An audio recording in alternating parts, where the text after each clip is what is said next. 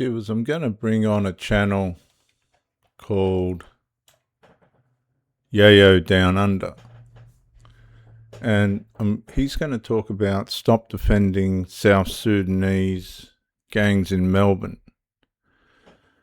Over the past 7 years, Melbourne has experienced a number of highly publicised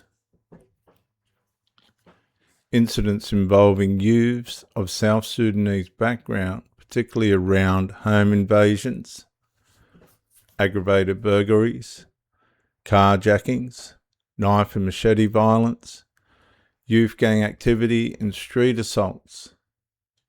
Now, these incidents become part of the wider African gangs debate that dominated Victorian politics between roughly 2016 to 2018. However, researchers, community organisations and some police officials have argued that media coverage often exaggerated the scale of Sudanese involvement relative to overall crime rates. Examples of frequently referenced crime: the Apex gang era, 2016 to 2018. The Apex name became nationally known after violent incidents including the 2016 Moomba Festival disorder and a series of home invasions and robberies attributed to youth offenders. The group became heavily associated in public discussion and used with African and South Sudanese background, although later research argued the gang label itself was overstated and ethnically simplified. 2 home invasions and aggravated burglaries. During the late 2010s, Victoria Police recorded a significant number of aggravated burglaries involving youth groups, some including offenders of South Sudanese heritage. And these crimes contributed substantially to public concern and public debate. Number 3, youth gang violence in Melbourne's West. In recent years, we've seen continuing concern about youth gangs related offending, particularly in suburbs across Melbourne's West, including Melton, Wyndham, Werribee, Tarneet, Trunganion, and surrounding areas. And Victoria Police have publicly acknowledged rising youth gang offending generally. Number 4, Cobblebank double killing, 2025. 2 boys aged 12 and 15, both of South Sudanese families, were killed in a machete attack in Melbourne's West. Police described the attack as bearing the hallmarks of youth gang violence. Although the victims themselves were not known gang members and mistaken identity was considered a possibility. So, number 5, ongoing youth gang operations. Victoria's Police Anti-Gangs Division has conducted repeated operations targeting violent youth gangs linked to thousands of offences including robberies, assaults, car thefts and homicides, and authorities have identified youth gang offending as a continuing problem, although these gangs are not exclusively Sudanese or South Sudanese. What the statistics show. Number 1, there's 2 facts that can be truly revealed simultaneously. Fact 1, some serious and highly publicised crimes in Melbourne involved offenders of Sudanese or South Sudanese background. These incidents were real and were not invented. Fact 2, people born in Sudan represented a small proportion of total offenders in Victoria overall.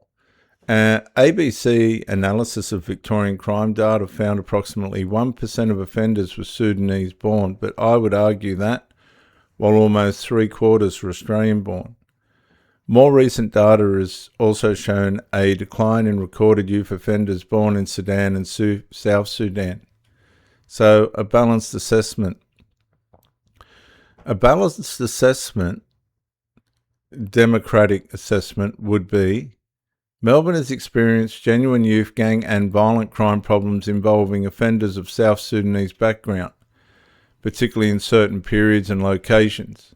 However, available crime statistics do not support the claim that the broader Sudanese or South Sudanese community is responsible for most of the crime in Victoria.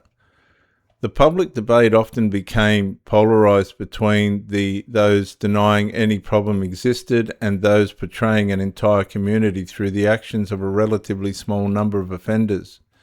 And both positions oversimplify the evidence.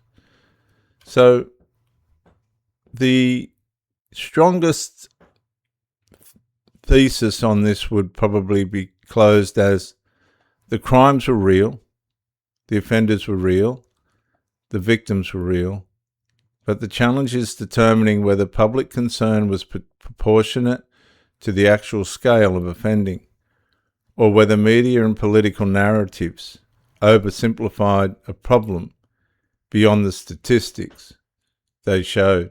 The barbaric attempted removal. I have to keep it PG. I thought of the stabbing of those 2 South Sudanese kids in Melbourne last year, and I'm thinking of these African teenagers who are in gangs and become thugs in Melbourne. A riot could turn into a race war targeting Africans. It could happen. So they are putting everyone in danger. The rest of the African community, all the South Sudanese community, should not suffer because of these young thugs. When we call them out, or when they are called out, it's racism or discrimination. And it is time the African community, in particular the South Sudanese community, stopped giving excuses for this kind of behavior on behalf of their youths. Now, those 2 South Sudanese kids got killed in a Melbourne suburb last year. Some of these killers were African, belonging to those gangs. Those kids, Dawa Kweng, 15 years old, and Chua Chiek, 12 years old, fatally stabbed in a targeted ambush, September 6, 2025. We should not forget them, otherwise they died in vain. While the community protect this thuggery, because when it's called out, it's racist, it's this, it's that. It was horrific the way those 2 boys got killed, hacked and stabbed by machetes and long braids while walking home from a basketball game. That should have been an event that changed everything, but seemingly nothing has changed. And there has been at least 10 deaths, maybe I can think of, the past decades or so, related to South Sudanese youth gangs. And yet, when it's called out, it's racism. And this was just last week. African youths fighting against Asian youths from what we could tell Flinders train station in Melbourne. So the South Sudanese community should take some accountability and address these problems. Produce stats, they read papers, like academic papers, saying, these kids are overly criticized or untargeted, or generational trauma, discrimination, every reason under the earth except to say that these kids who are becoming thugs are out of control, ungrateful, spoiled, and they are parenting issues. And I'm calling them thugs because when you've got a knife running around with machetes and hacking people, you are a thug. You've given up your right to be called a child. Mind you, there are many other South Sudanese and African kids who are doing just fine in life from even worse circumstances. Most of these South Sudanese youths who form gangs were born here in Australia, apparently up to 70% of them. So they did not go through the trauma that people talk about. They've never seen war. Now, there are many other South Sudanese African youths who have got nothing to do with this thuggery, who want nothing to do with it. But they suffer from stereotypes because of these thugs that the black community, the black culture, keep on defending and protecting, courtesy of the Victorian state legal system, which is another enabler because it offers no accountability, no consequences whatsoever for these kids. They get caught, they're out on bail a few hours later. There are many issues in the community. Parenting is one of them. Parents are having challenges looking after their kids in the Australian setting. Now, there are single parent households as well, especially single mothers, teenagers that are taking over households. And these poor parents or these poor single mothers can't deal with them once they're out of control. All they're praying is once they get out, hopefully they come back. We saw on the news that some parents were considering sending their kids to Africa so that they can be saved. And yet, oh no, they're overrepresented, there is no problem, nothing to see here, it's all racism, it's all discrimination, it's all this, it's all that.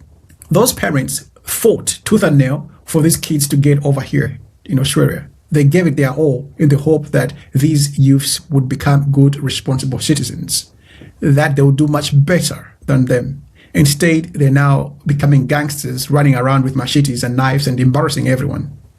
And when you're a parent, watching your child going astray in real time is one of the hardest experiences. Your heart just breaks. And then the worst thing is all this vicious defense of these young thugs, aided by the Victorian government. Now, the world is changing around us. There'll be a point when the people who invited us into their country will not put up with this thuggery anymore. It could happen. Just look at Belfast. That is why it is time to address this problem. The government, don't trust the Victorian state government or that legal system. They won't help you. The parents, the community need to sort it out. They have to work it out, one way or the other. All right.